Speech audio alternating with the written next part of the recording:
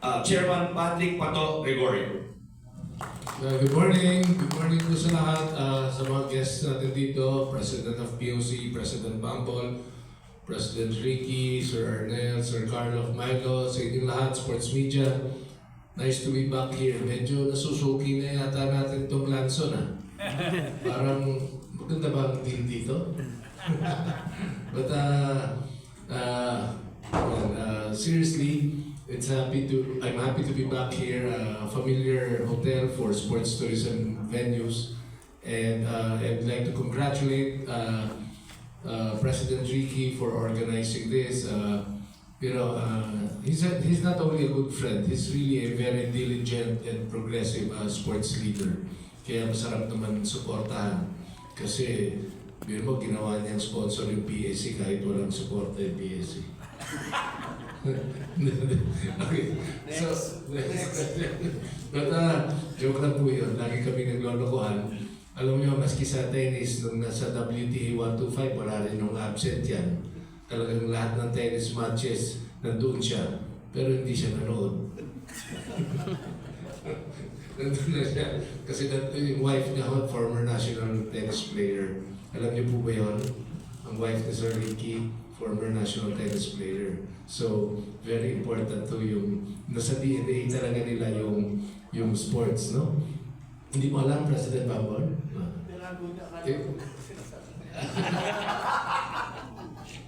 But again, napakaganda po nito. Kanina kinukompute ko, sinabi sa akin ni President Ricky, please take note of this. Ito, serious na talaga ito. Please take note of this. How many kids participate in President Ricky? More or less between 2,500 up to 3,000. So, lagay po natin sa 3,000. 3,000 kids. Kids po yan. Hindi po pupunta sa Pilipinas yan na walang kasamang magulang. Malamang dalawa pa. So, kung 3,000 bata, kahit isang magulang lang ang sumama, 6,000 na po.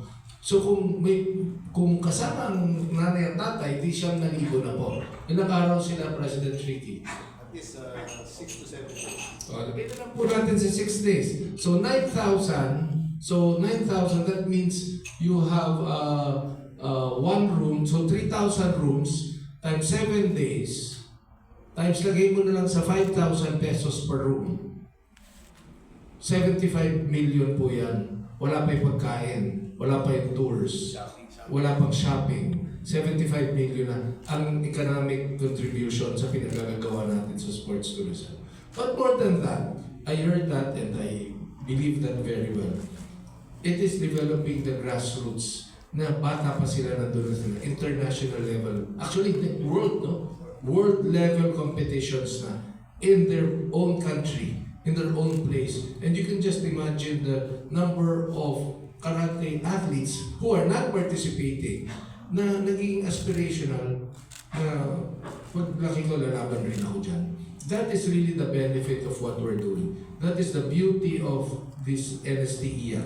Together with, mention ko lang po, allow me, PSC, PAGCOR, DILG, DBM, and of course, CHESA and DOD. Kahapon ho, nag-NSTIA kami, umattend pa po yung DPWH. Bakit ho umattend ang DPWH? Because sa April ho, the second Tour of Luzon ng field cycling, nireport na namin, rineset na namin yung Tour of Luzon. Ilo-launch na po yan soon. Sa kanila, ibang launching naman sila. Pero kaya nandun yung DPWH. Bakit ho? Kasi lahat ng daan, ina-esparto na nila, inaayos na nila. Nandun ho yung DBM. Kasi sabi ng DBM, pwede na maraming makuha, Chairman Pato, all your events in 2027 and 2028 para masama na po namin sa budget. You know yung mga malalaking project namin ni Kong Bambol sa 2027 and 2028 na si President Bambol na rin po yung mag-explain. So having said that, it is really a very exciting moment for Philippine sports, both in terms of developing our athletes and developing the country as a sports tourism destination. Very clear approach. Now we all realize, now we all acknowledge in sports is not gastos, it is an investment to promote our country and to develop our youth. Maraming salamat po. Thank you very much.